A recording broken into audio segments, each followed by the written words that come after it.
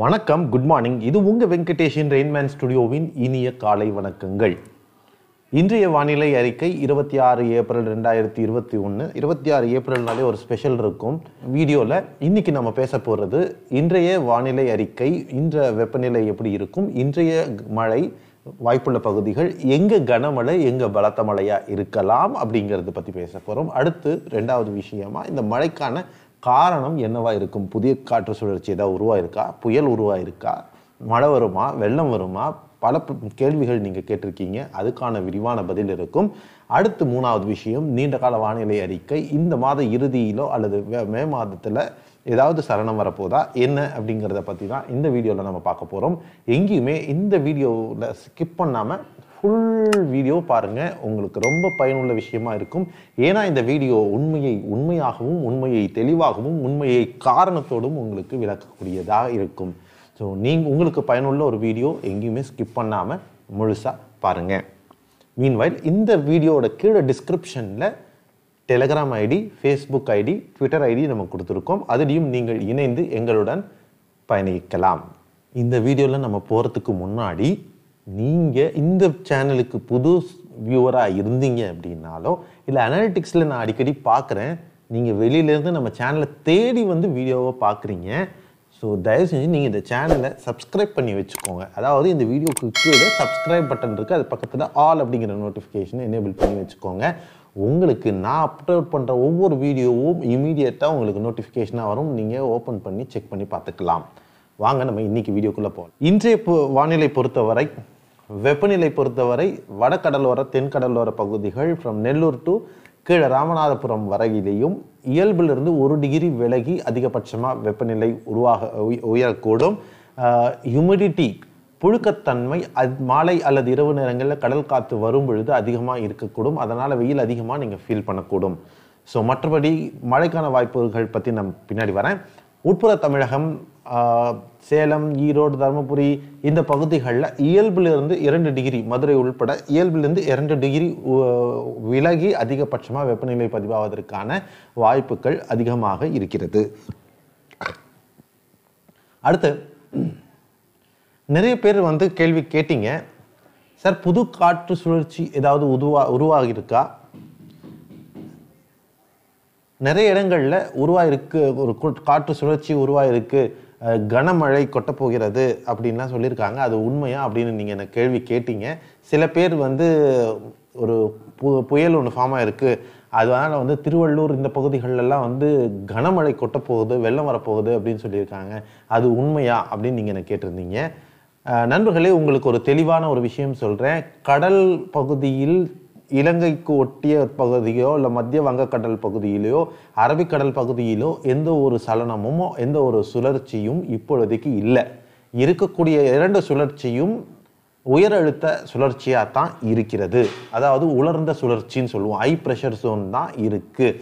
அதனால் நம்மளுக்கு வறண்ட வானிலை கொடுக்குமே தவிர்த்து கனமழை, பலத்த மழை அப்படின்னு கடலோர பகுதிகளுக்கோ உட்புற பகுதிகளுக்கோ சொல்லக்கூடிய அளவுக்கு எந்த விதமான மாற்றங்களும் ஏற்படுத்துவது இல்லை. மழை பொறுத்தவரை இன்னைக்கு பார்த்தீங்க அப்படின்னா, இப்போ இதில் 2 விஷயம் இருக்குது. இது அப்படியே பார்த்துட்டு வாங்க, உங்களுக்கு நிறைய விஷயம் சொல்ல வரேன். இன்றைய மழை வாய்ப்புள்ள பகுதிகள் அப்படின்னு நம்ம எடுத்துக்கிட்டோம் அப்படின்னா,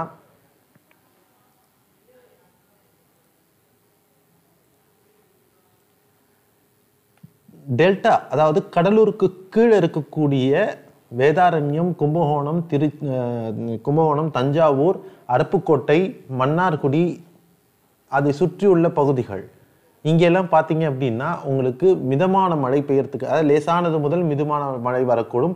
புதுக்கோட்டை, காரைக்குடி, சிவகங்கை, பரமக்குடி, அருப்புக்கோட்டை, கோவில்பட்டி, கயத்தாறு, ராஜபாளையம், உசிலம்பட்டி, மதுரை, திண்டுக்கல், ராஜபாளையம், தாராபுரம் இந்த பகுதிகளில் மிதமான மழை இருக்கக்கூடும்.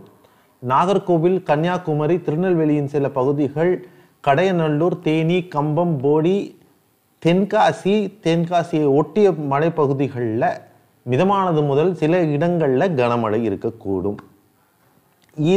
சேலம், ஈரோடு, திருப்பூர், பெருந்துறை, கோயம்புத்தூர் இந்த பகுதிகளில் பார்த்தீங்கன்னா லேசானது முதல் மிதமான மழை வர வாய்ப்பு இருக்கு.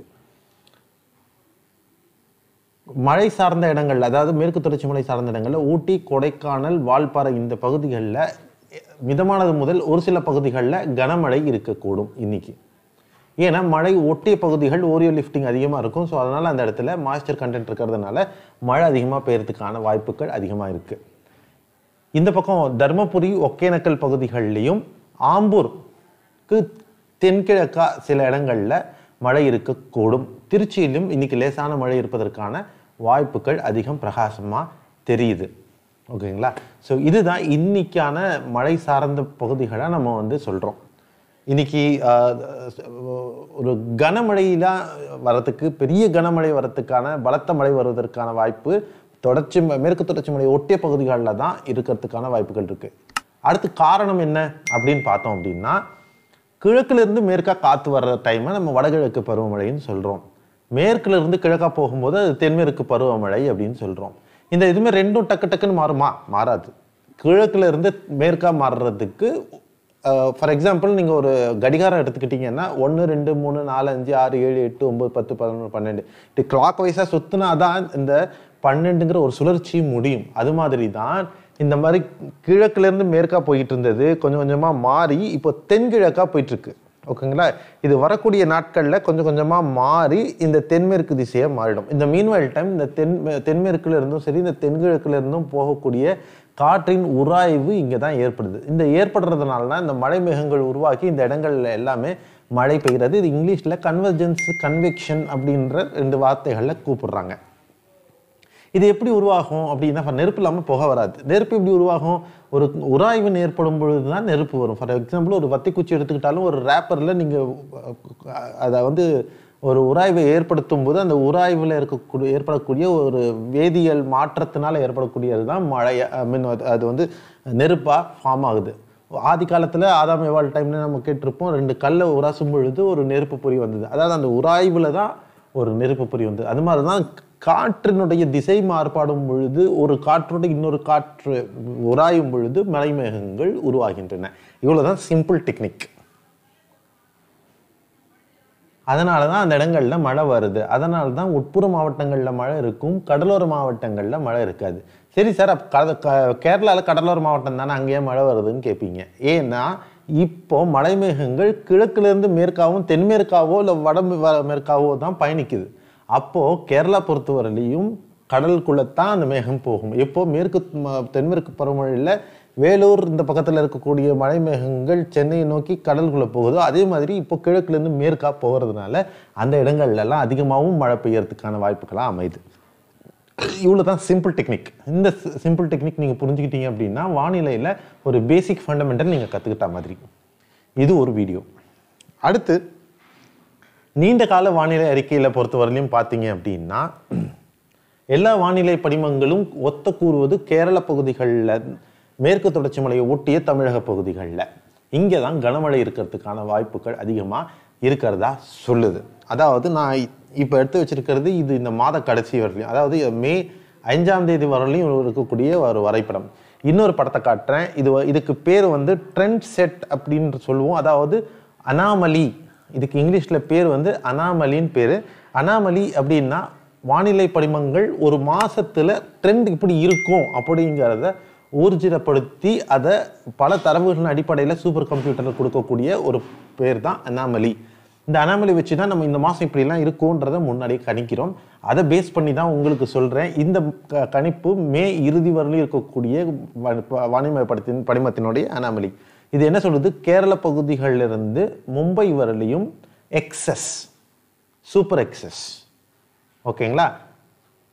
தமிழகத்தில் எடுத்துக்கிட்டிங்கன்னா மேற்கு தொடர்ச்சி மலையை ஒட்டிய நாகர்கோவில், கன்னியாகுமரி, தென்காசி இந்த பகுதி அப்படியே எடுத்துக்கிட்டிங்கன்னா கோயம்புத்தூர்லாம் பார்த்தீங்கன்னா எக்ஸஸ். ஸோ அதே மாதிரி இந்த பக்கம் தருமபுரி, சேலம், ஈரோடு, கோயம்புத்தூர் இந்த பக்கம்லாம் access. Madurai marginal to access. அதே மாதிரி இந்த திருவண்ணாமலையெல்லாம் கூட நார்மல் டு எக்ஸஸ்ன்ற கேட்டகரி தான் கொடுத்துருக்கு. திருச்சி எல்லாமே நார்மலை விட்டு ஒரு % கூடவே, ஒரு 5% கூடவே எக்ஸஸாக காட்டுது. கடலோர மாவட்டங்கள் பொறுத்தவரையிலையும் நார்மல்ல இருந்து ஒரு 1லேருந்து 5% எக்ஸஸ். ஃபார் எக்ஸாம்பிள் 2 சென்டிமீட்டர் ஒரு நார்மல் மழை அப்படின்னா 2லேருந்து 3 சென்டிமீட்டர் அதாவது ஒரு 1/2 1 சென்டிமீட்டர் கூட கிடைக்கும். எக்ஸஸ் அப்படின்னா 20 சென்டிமீட்டர் அவங்களுடைய கோட்டா அப்படின்னா 30 சென்டிமீட்டர் சில இடங்களில் 35 சென்டிமீட்டர் கூட எக்ஸஸ் அதாவது டபுள் த குவாண்டமாக கூட சில இடங்களில் கிடைக்கிறதுக்கான வாய்ப்புகள் அதிகம் இருக்குது. அதை தான் இந்த வானிலை படிமமும் கொடுத்துருக்கு. இது ஆல்மோஸ்ட் நம்பகத்தன்மை உள்ள ஒரு வானிலை படிமம். இந்த படிமத்தின் அனாமலி பிரகாரம் மே இறுதி வரை மழையின் சாத்தியக்கூறுகள் தமிழகத்தில் மேற்கு தொடர்ச்சி மலையை ஒட்டிய பகுதிகள், கர்நாடகத்தை ஒட்டிய பகுதிகள் இங்கெல்லாம் நல்ல மழை இருக்கும் அப்படின்னு தான் கணிக்குது. மொத்தத்தில் தமிழ்நாடு எக்ஸஸ் கேட்டகரியில் தான் மே மாதம் வரலையும் மழை இருக்கும். ஸோ நண்பர்களே, இன்னைக்கு எனக்கு மழை வரல அப்படின்னு நீங்கள் கவலைப்படாதீங்க. டெஃபினட்டாக உங்களுக்கான மழை இருக்குது. நீங்கள் எதிர்பார்க்கலாம். தென்காசி பகுதிகளில் மழை கேட்டிருந்தீங்க. டெஃபினட்டாக உங்களுக்கு நல்ல தரமான சம்பவம் உள்ள மழையெல்லாம் இருக்குது. நீங்கள் கவலைப்படாதீங்க, உங்களுக்கு கிடைக்கும். தென் பெங்களூரில் கேட்டிருந்தீங்க. பெங்களூர்லேயும் கண்டிப்பாக மழை வரும். நீங்கள் கவலைப்படாதீங்க. சந்தோஷப்படுற அளவுக்கு மழை வரும். ஹெயில் ஸ்டார்ம்ஸும் உங்களுக்கு வரதுக்கான வாய்ப்புகள் அதிகம் இருக்கிறது. அடுத்த வீடியோவில் நம்ம ஹெயில் ஸ்டார்ம்ஸ், அதாவது ஆலங்கட்டி மழை எப்படி உருவாகிறது அப்படிங்கிறத பற்றின ஒரு விரிவான அலசல் உங்களுக்கு கொடுக்கலாம்னு இருக்கேன். அதனால் இந்த சேனல் மட்டும் நீங்கள் சப்ஸ்கிரைப் பண்ணி வச்சுக்கோங்க. இந்த மாதிரி பல விஷயங்களை உங்களுக்கு சொல்லித்தரும். இந்த வீடியோ உங்களுக்கு பிடிச்சிருக்கும்னு நினைக்கிறேன். பிடிச்சிருந்தா லைக் பண்ணுங்கள், கமெண்ட் பண்ணுங்கள், ஷேர் பண்ணுங்கள். உங்கள் நண்பர்களுக்கும் இதை ஷேர் பண்ணுங்கள். அவங்களையும் சேர்த்து நீங்களும் இந்த சேனலை சப்ஸ்கிரைப் பண்ணி ஆல் அப்படிங்கிற நோட்டிஃபிகேஷன் எனேபிள் பண்ணிக்கோங்க. மீண்டும் அடுத்த வீடியோவில் உங்களுடன் இணைகிறேன். அதுவரை உங்களிடமிருந்து விடைபெறுவது உங்கள் வெங்கடேஷன் ரெயின்மேன் ஸ்டுடியோ. வணக்கம். வாழ்க தமிழ்.